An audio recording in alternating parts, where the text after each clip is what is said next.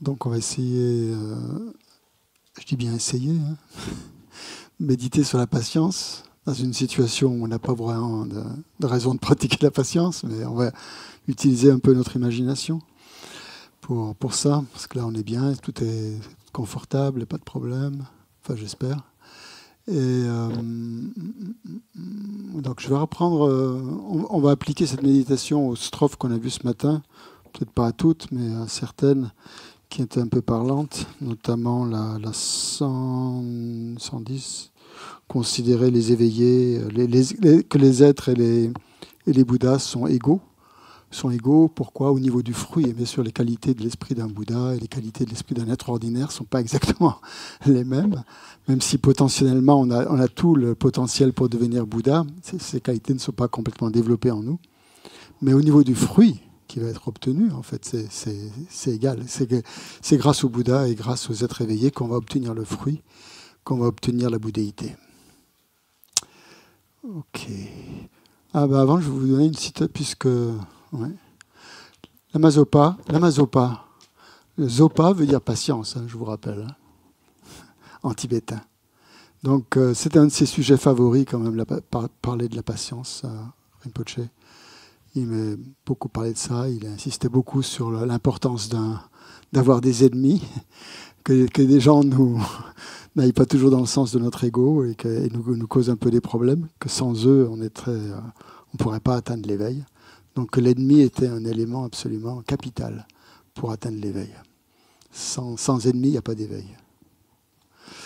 Donc, juste un petit paragraphe là, de Rinpoche qui dit que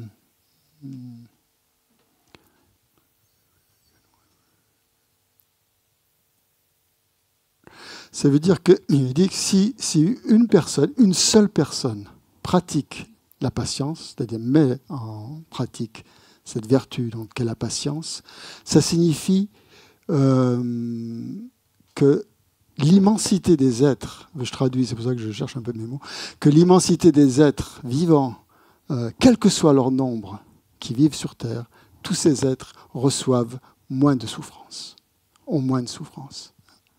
Donc même si une seule personne pratique la patience, ça a des répercussions sur l'immensité des êtres. Ça diminue leur souffrance. Donc, plus il y aura de gens qui pratiquent, qui vivent dans la patience, pas qui pratiquent, mais qui vivent dans la patience, c'est-à-dire que la patience fait vraiment partie de leur vie, plus il y aura d'harmonie, moins il y aura de colère, moins il y aura de souffrance dans le monde. Donc, la paix de cette planète dépend en fait de notre pratique de la patience. La paix ne dépend pas de quelque chose d'autre, de quelqu'un ou d'un gouvernement qui ferait en sorte que les conditions soient favorables et que tout soit bien sécurisé pour nous. Ça, c'est entièrement de notre responsabilité. Voilà. Ça, c'est du lamazopa typique, n'est-ce pas? Ceux qui le connaissent. Voilà. Donc vraiment l'accent sur l'importance. Donc on va faire une méditation là-dessus, ou simplement essayer de réfléchir à ce que l'amazopa vient de dire, là, juste pour essayer de, si vous êtes d'accord bien sûr, d'intégrer ça à notre esprit, à notre compréhension.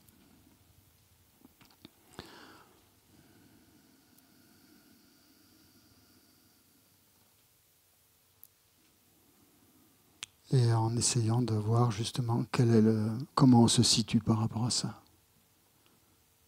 Si on est d'accord, est-ce qu'on est d'accord, est-ce qu'on est d'accord pour vraiment endurer toute forme de souffrance, de difficulté? Et est-ce qu'on est prêt à faire des efforts dans ce sens-là?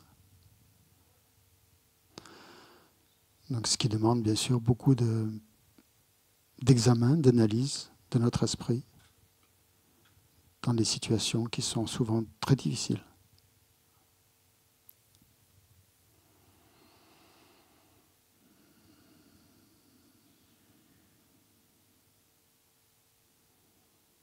Donc on se concentre quelques instants sur la respiration, sur le souffle qui entre et qui sort par nos narines.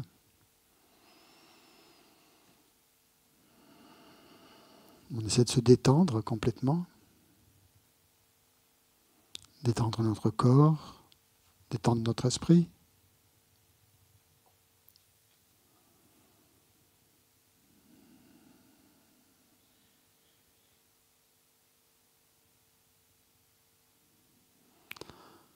On peut visualiser dans l'espace de nous, donc le Bouddha Shakyamuni, notre maître spirituel, sous cette forme-là.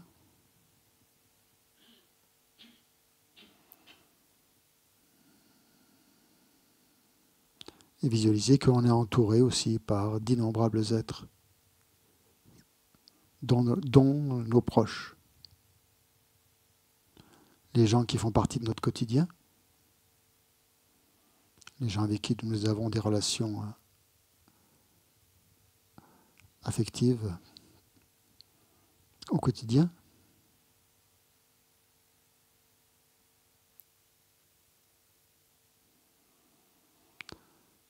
Quelle que soit la qualité de ces relations, que ce soit des relations affectueuses ou des relations plus difficiles.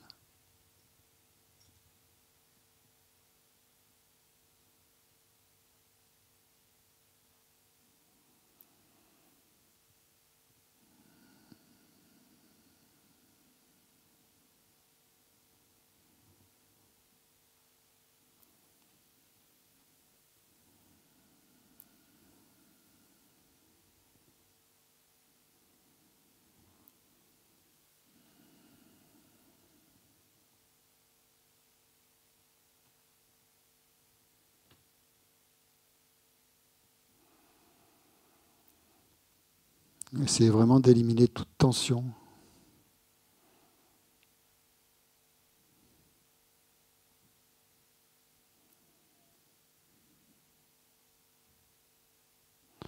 Et maintenant, essayez de porter votre attention sur le concept de bouddhéité, sur la bouddhéité. Qu'est-ce que c'est pour vous? Qu'est-ce que ça représente?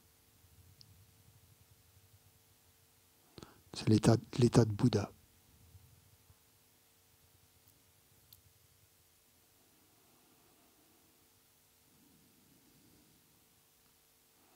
Et plus spécifiquement, ce que vous ressentez par rapport au Bouddha et par rapport à l'état de Bouddha.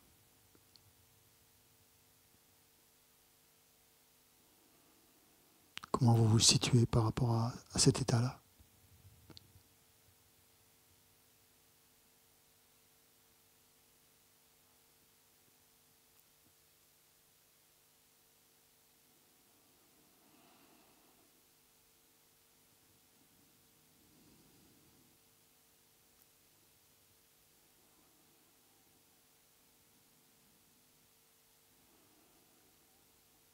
Vous avez sans doute un hôtel chez vous, où vous avez des représentations des différents Bouddhas ou des déités.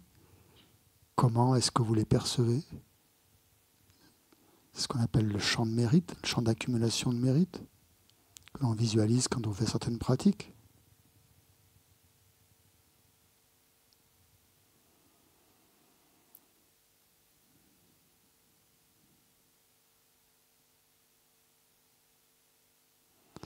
Et pensez à ce que vous ressentez quand vous vous prosternez, par exemple, devant les Bouddhas, ou quand vous mettez des offrandes, des petites offrandes sur les bols d'eau, par exemple, ou les offrandes de nourriture sur votre autel. À qui vous les adressez? À quelle entité, quelle chose, quel état vous les destinez?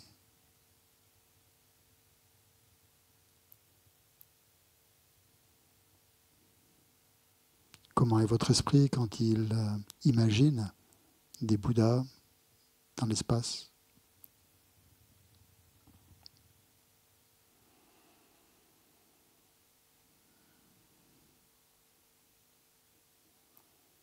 Examinez si ça vous provoque de la clarté, si ça amène de la clarté dans votre esprit, de la joie ou tout autre sentiment.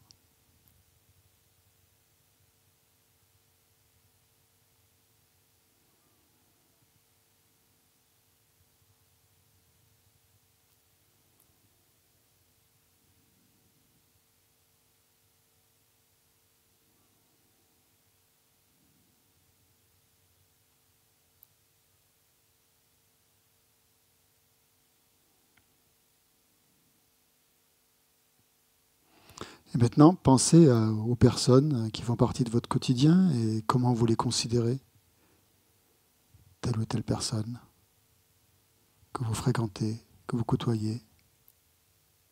Est-ce que ça provoque la même vibration dans votre esprit, la même clarté, la même joie qu'en imaginant ou en pensant au Bouddha?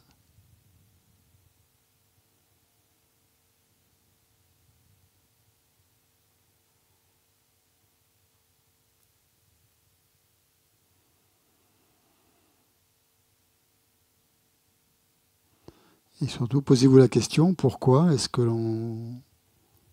serait plus approprié d'honorer les Bouddhas et pas les êtres ordinaires? Puisque finalement, eux aussi, ils cherchent à être heureux, ils cherchent peut-être aussi à atteindre l'éveil pour avoir un bonheur parfait. Pourquoi est-ce que je crée une séparation, une dichotomie entre les Bouddhas et les êtres ordinaires?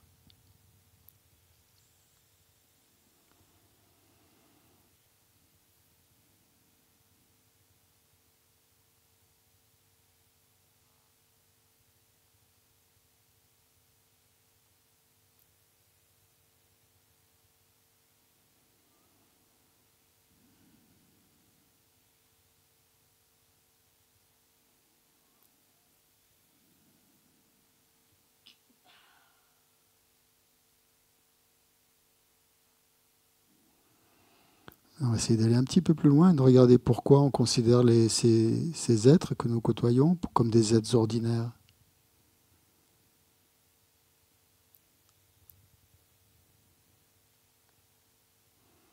Donc on prend conscience de la diversité des motivations, des intentions et des qualités qui sont présentes chez ces différents êtres,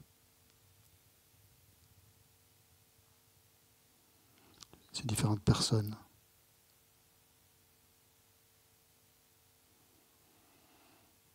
Elles ont toutes des qualités, c'est indéniable. Et si on regarde leur intention, elle est souvent la même. Toutes ces personnes désirent être heureuses. Toutes ces personnes désirent atteindre un bonheur parfait, dénué de souffrance.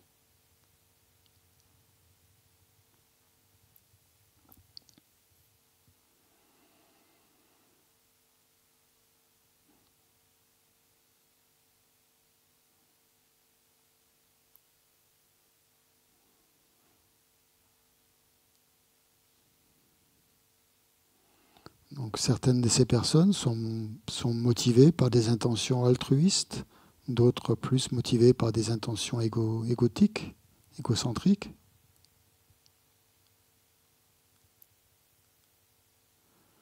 Mais regardez combien en fait c'est superficiel tout ça.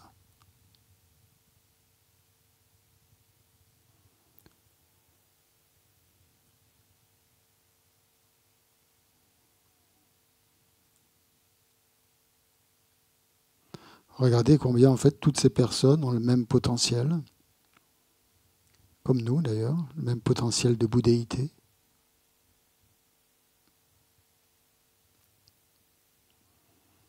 Remarquez bien que tous ces êtres, toutes ces personnes sont des Bouddhas en puissance, qu'un jour ou l'autre aussi elles deviendront Bouddhas.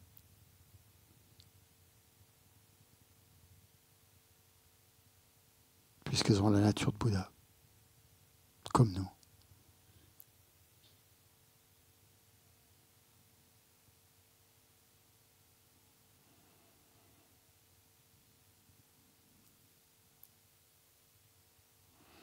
Donc essayez de ressentir la connexion profonde qu'il y a entre nous, entre notre être profond, notre nature de Bouddha, et celle des autres êtres conscients, des autres êtres vivants.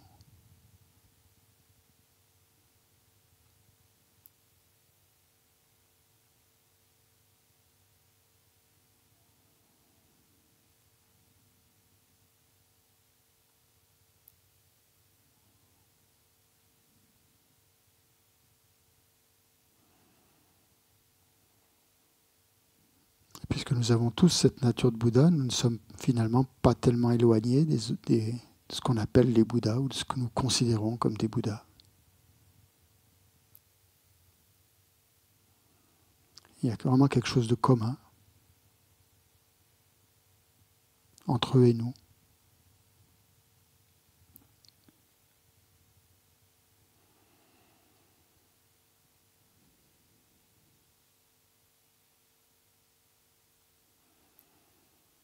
Et pour vraiment être comme eux, il nous faut prendre conscience de notre aspiration profonde à développer l'altruisme, développer la bienveillance, développer la compassion, la bodhicitta.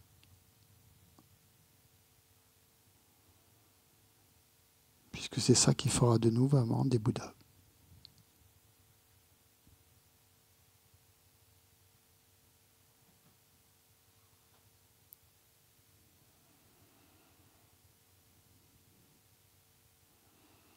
Donc la seule chose que nous ayons à faire pour devenir des Bouddhas, c'est de développer des qualités positives dans notre vie en faisant diminuer l'autochérissement et en accentuant l'altruisme.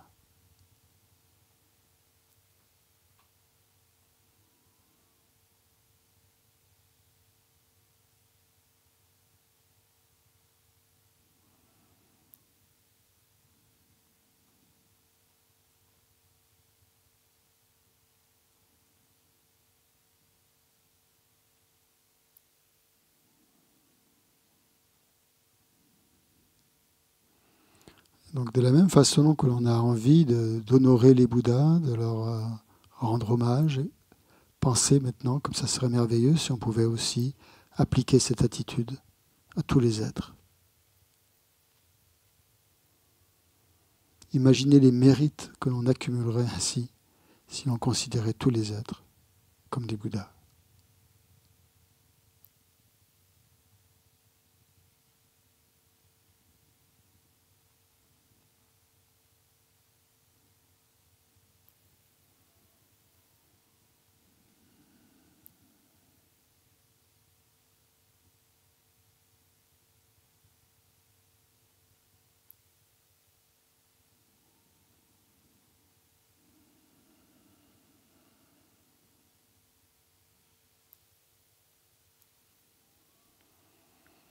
Visualisez que depuis votre cœur, une profusion d'amour et de compassion émane sous forme de rayons de lumière blanche.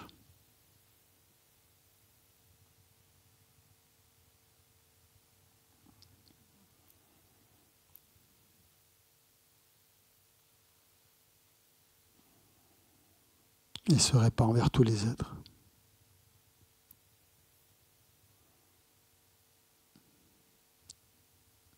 Tous les êtres, ça veut dire nos proches, ceux qui partagent notre vie. C'est par eux qu'on doit commencer.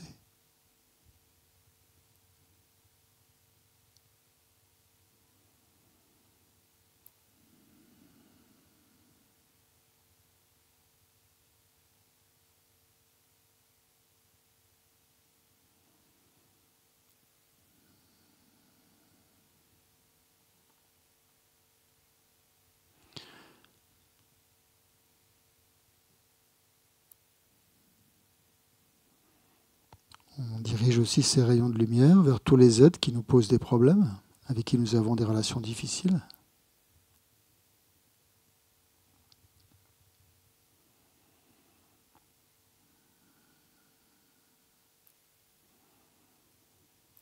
En ressentant qu'en fait nous avons aussi une connexion profonde avec ces êtres et qui sont indispensables pour nous.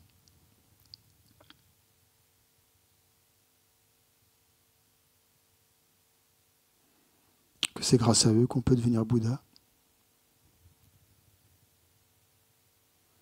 Que c'est grâce à eux qu'on peut développer des qualités. Qu'on peut éveiller notre potentiel de bouddhéité.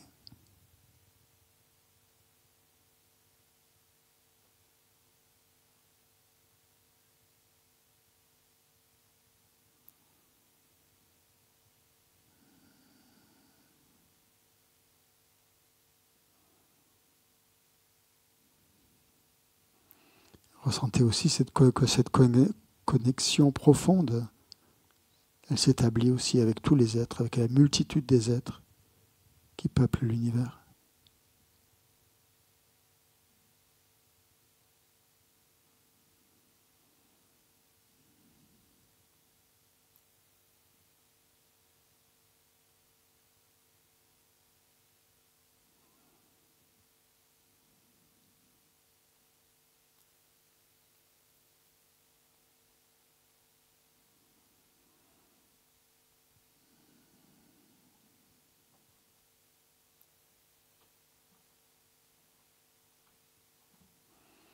On ressent même une grande joie donc en pensant à tous ces êtres qui nous aident à avancer sur la voie.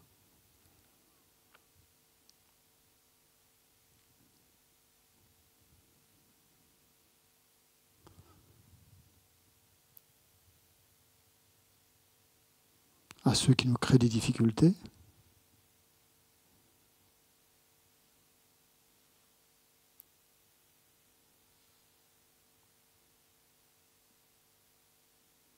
Ce n'est pas les Bouddhas qui nous créent des difficultés, c'est eux. Et c'est surtout grâce à eux qu'on va avancer.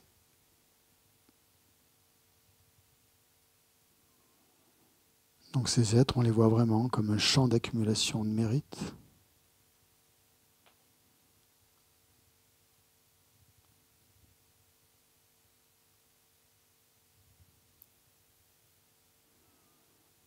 Et on pense que si on ne commence pas avec ces gens-là, ça sera complètement impossible de progresser.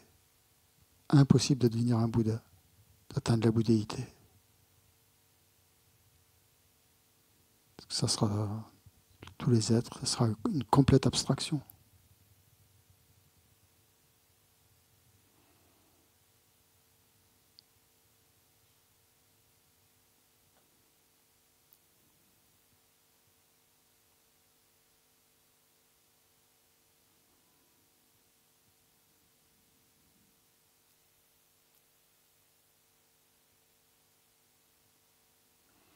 Maintenant, vous allez revenir, vous ramener votre attention sur les Bouddhas, sur les êtres éveillés et sur la foi, la confiance que vous ressentez vis-à-vis d'eux.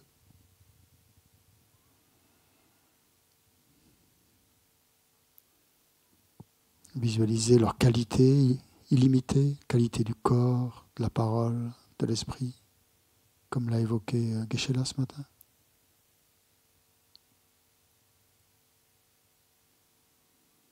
Les qualités des Bouddhas sont complètement incommensurables, infinies.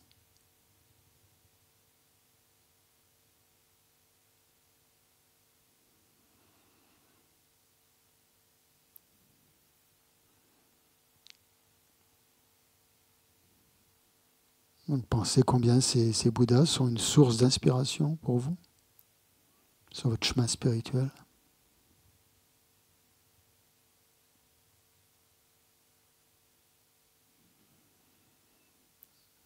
Et ressentez vraiment la profondeur de votre foi envers les Bouddhas, envers leur capacité pour nous guider vers l'éveil.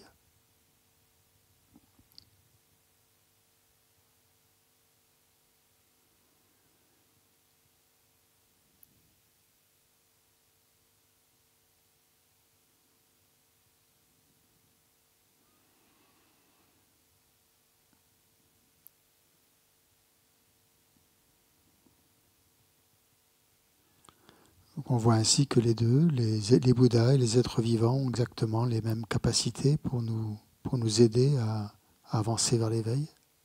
Enfin, ce sont indispensables en tout cas. Essayez de maintenir ces pensées dans votre esprit, ces sensations.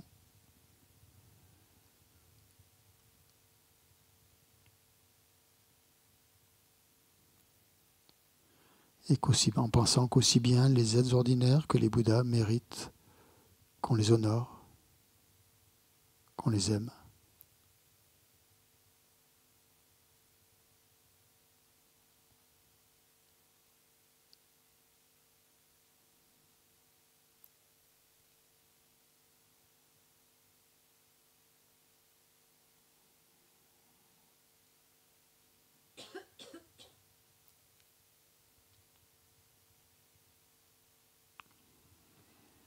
Donc essayez d'alimenter cette méditation en pensant qu'il n'y a aucune différence entre les êtres vivants, les êtres conscients, les êtres ordinaires, soi-disant, et les Bouddhas.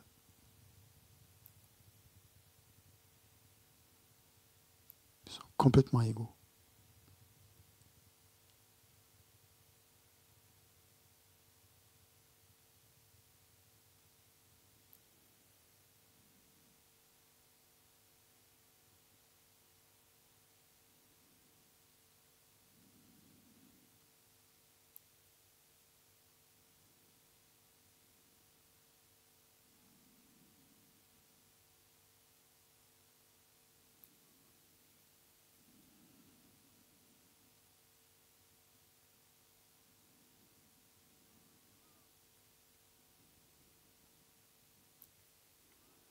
Surtout laissez cette méditation renforcer votre motivation à développer le plus des intentions altruistes le plus possible, à cultiver la patience face aux difficultés que vous rencontrez avec certaines personnes.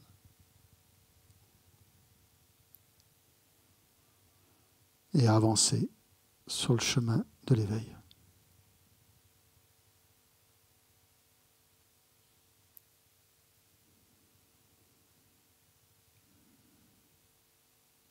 Aidé à la fois par les Bouddhas et par les êtres ordinaires.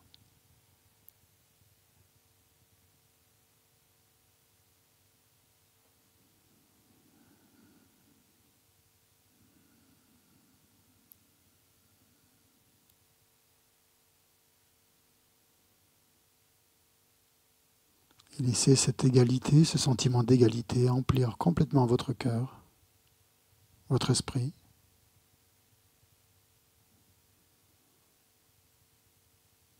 Qui devient complètement impartial.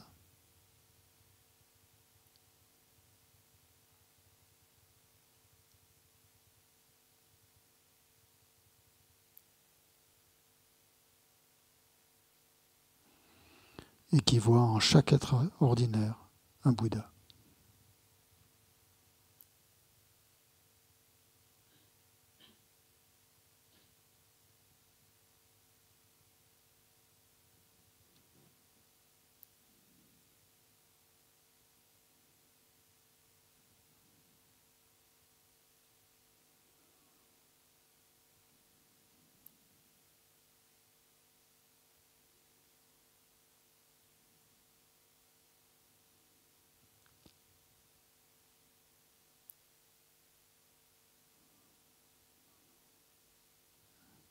Comme conclusion, la conclusion analytique à laquelle on arrive, c'est que si les êtres soi-disant ordinaires n'avaient pas la nature de Bouddha, il n'y aurait pas de Bouddha.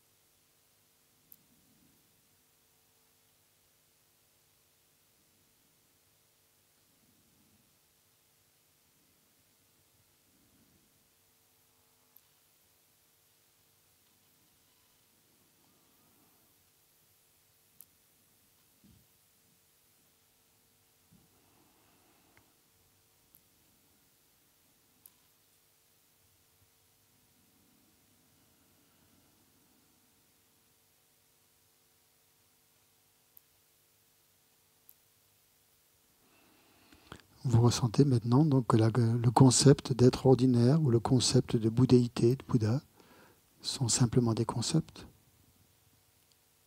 n'existent pas intrinsèquement.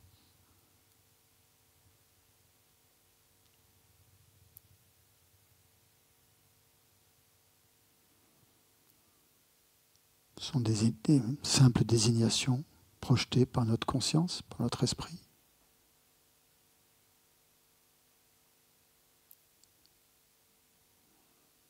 De manière complètement arbitraire, conventionnelle.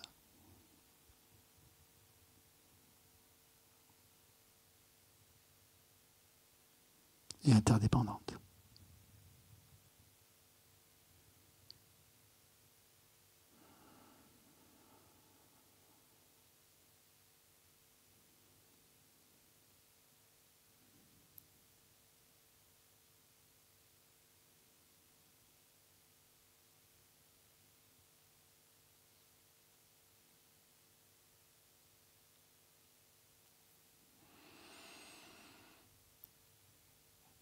essayez de rester le plus longtemps possible dans cet état de vacuité, d'interdépendance.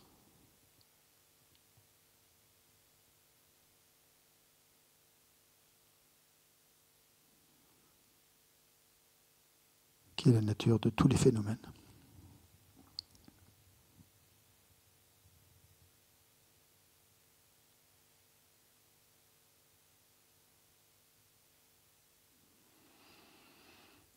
Et lorsque vous êtes prêt, vous ouvrez doucement les yeux, vous ramenez votre attention à l'instant présent, à la respiration, au souffle.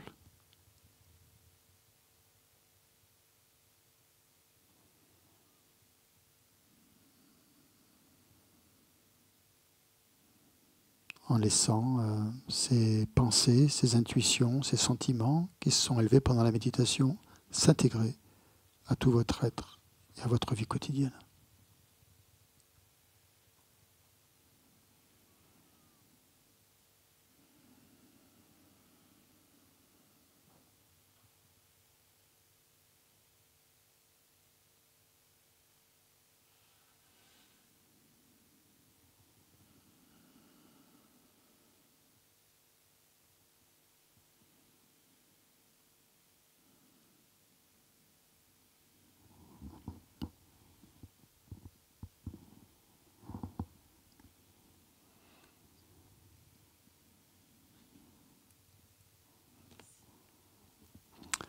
Voilà.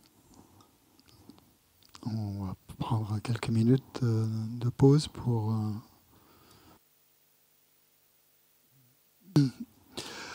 avant l'enseignement de Geshe-la, dans un quart d'heure. Merci pour votre attention et votre méditation.